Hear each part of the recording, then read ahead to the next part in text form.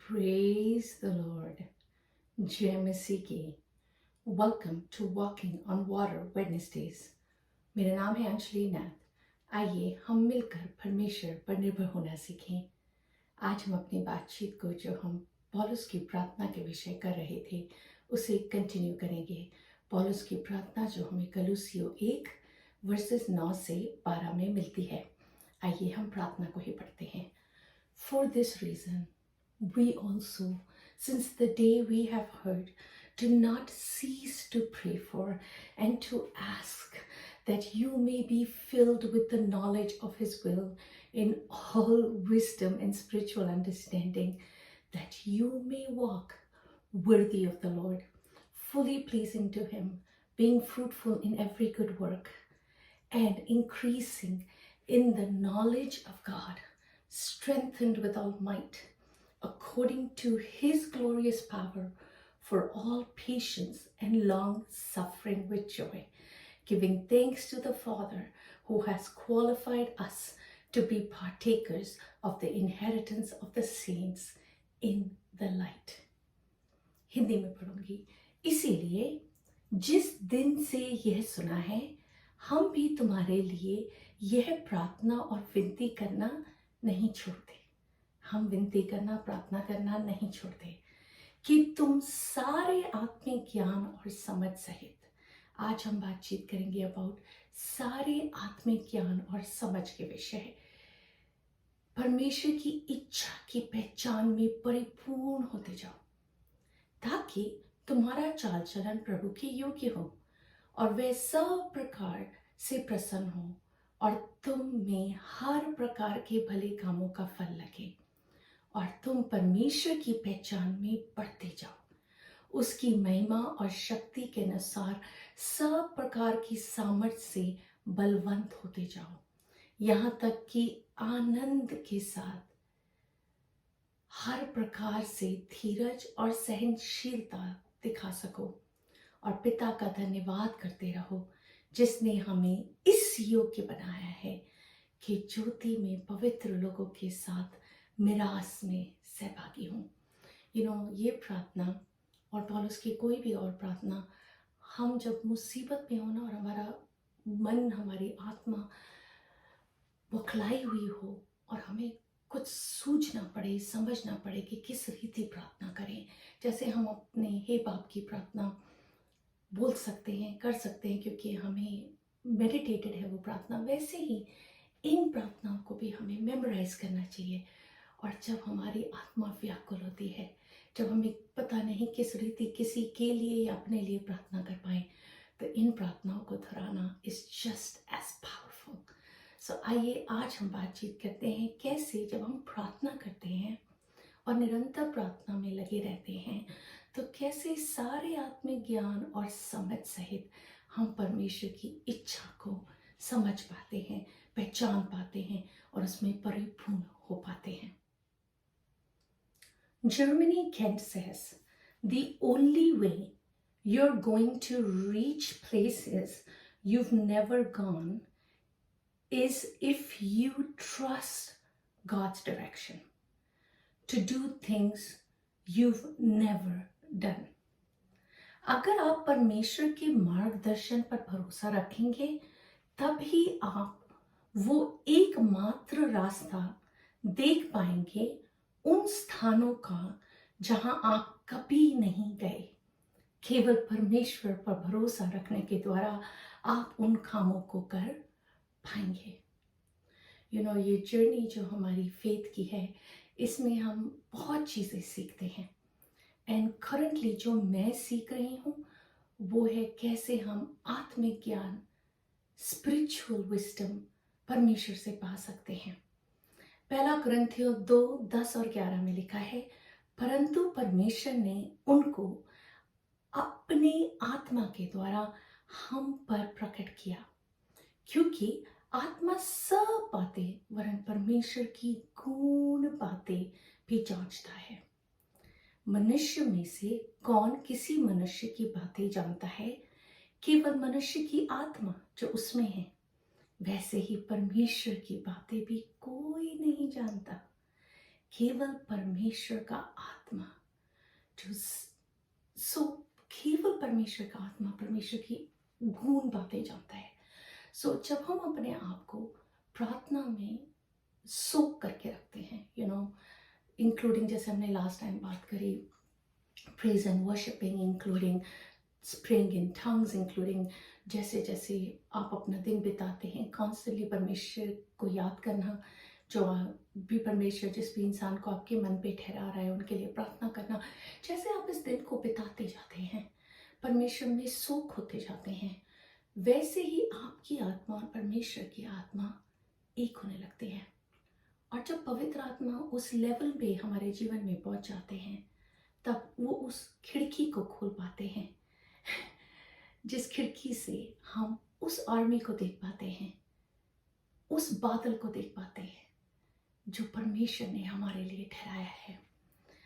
जब वर्स कहती है सारे आत्मिक ज्ञान और समझ सहित परमेश्वर की इच्छा की पहचान में परिपूर्ण हो जाओ, परिपूर्ण। एंड ये स्टेप बाय स्टेप चलता है।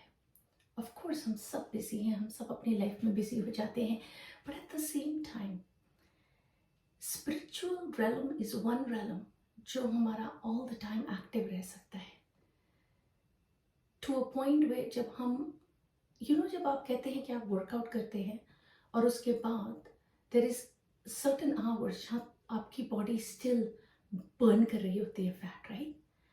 सेम वे जब हम प्रार्थना कर रहे होते हैं सिर्फ तभी नहीं, पर उसके बाद उसकी आफ्टर इफेक्ट हमारे स्पिरिट को ग्रूम कर रहा होता है। एंड तब हम परमेश्वर की आवाज़ को, परमेश्वर की बातों को, जिस बात को परमेश्वर समझाने की कोशिश कर रहे हैं। मैं आपको एक एग्जांपल देती हूँ।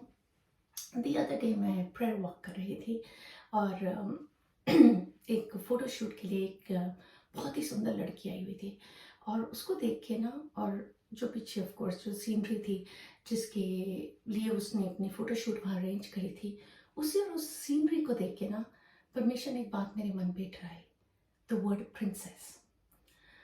वो शब्द सिर्फ मेरे मन पे ठहरा था, and within no time I'm listening to a song called Good Plans, where my father has good plans for me. In no time I'm thinking about my father, जिनसे मैं कुछ भी मांगती थी from उस समय में, to study for MBA, to pursue any career I wanted to। वो हमेशा अपना मन खोल कर, चाहे कपड़े हों, चाहे किसी चीज़ के लिए मुझे कोई भी ज़रूरत हो, he never said no। And जब मेरे दो बड़े भाई मुझे किसी चीज़ के लिए परमिशन नहीं देते थे, तो मैं अपने पापा के पास जाती थी, एंड वो ऑलवेज कहते थे, इवन तो लेट नाइट होता था, he was like it's okay, मैं तेरे को लेके चलूँगा, मैं बाहर वेट करूँगा। सो मेरे पास इमोशनल सपोर्ट भी था, फिजिकल सपोर्ट भी था, हर रीति से उनका सपोर्ट था। तो मैंने कभी फादरली लव को मिस नहीं किया, पर यहाँ परमेश्वर मुझे दिखा रहे थे what a father he is. And मैं जो सर्मन सुनूं, किसी भी चीज़ पे रिफ्लेक्ट करने की कोशिश करूं, everything was lining up for me to think about my father in like the next 3 days। And obviously my spirit was ready, because परमेश्वर ने ऑलरेडी वो शब्द मुझे दे दिया था। तो एवरीथिंग इंक्लाइंड प्रॉपरली। ऐसे ही परमेश्वर की बातें होती हैं।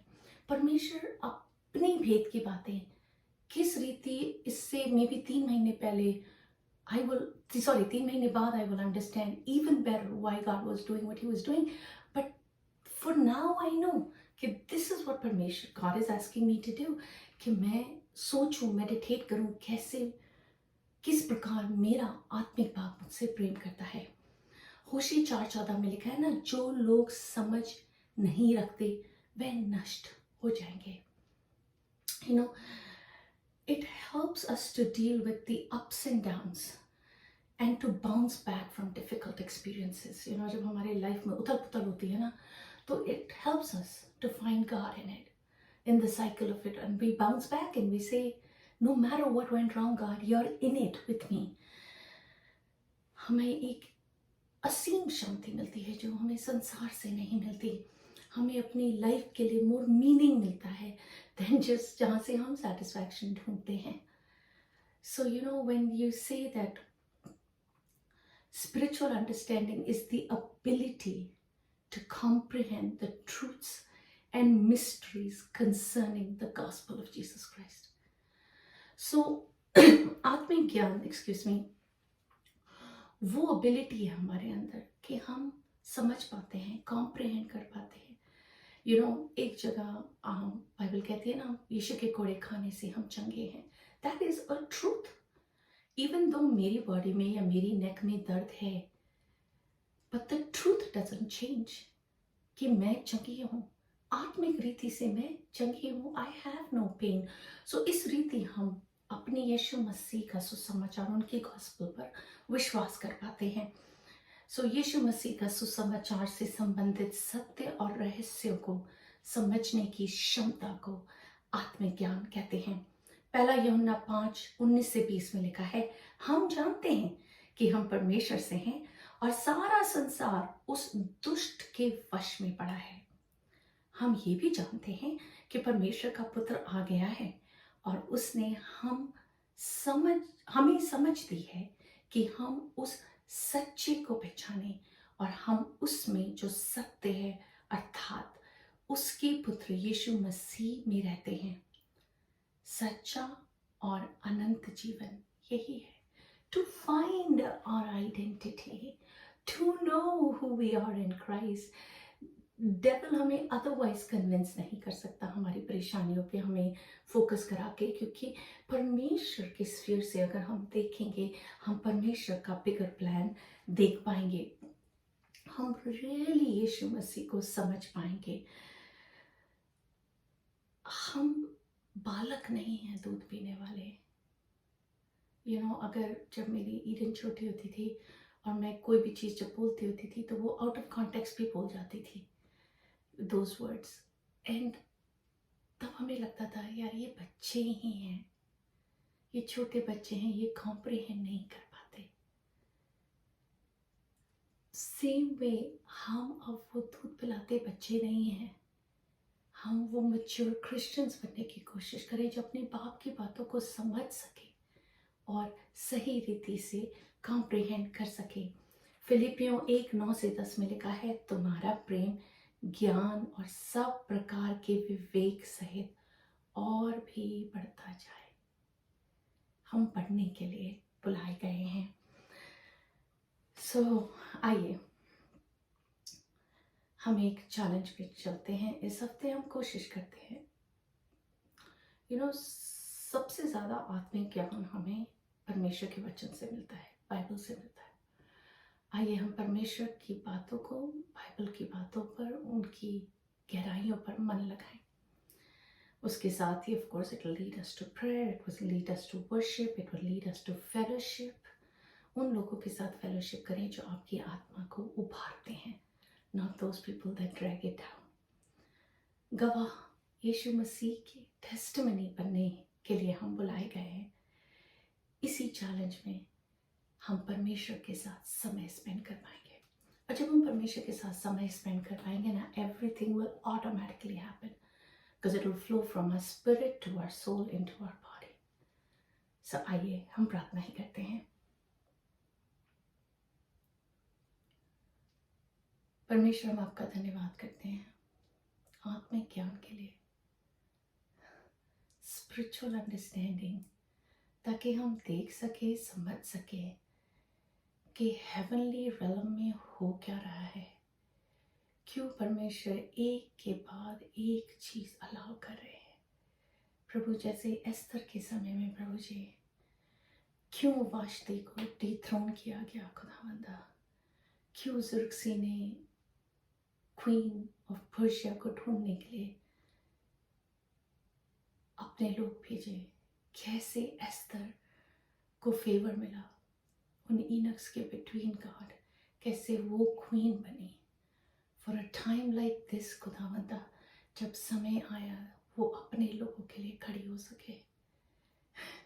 Be a warrior, God, not one that is just a queen of beauty, God. So खुदावन, जब हम इंसिडेंसेस को देखते हैं, अपने पास्ट इंसिडेंसेस को खुदावंदा, जिससे आपने हमें ग्रूम करके आज में बनाया है यीशु मसीह, उसी रीति हम अपने फ्यूचर को भी आपके स्पिरिचुअल पॉइंट से देखने वाले हो जाएं और समझ पाए कि हमारा बाप क्या कर रहा है. और खुदावन, हर चीज़ में, हर बात में खुदावंदा, फिर हम धन्यवाद देने पाए कि फिर हम जानते हैं सब बातें मिलकर भलाई ही को उत्पन्न करेंगी. हर चीज़ में, हर बात में आपको धन्यवाद देते हुए तमाम आदर, तमाम महिमा, तमाम इज्जत जलाल केवल और केवल आप ही को मिले. यीशु के नाम में मांगती हूँ, सुन और दया से ग्रहण करें. आमीन. God bless you. Stay blessed. Stay safe.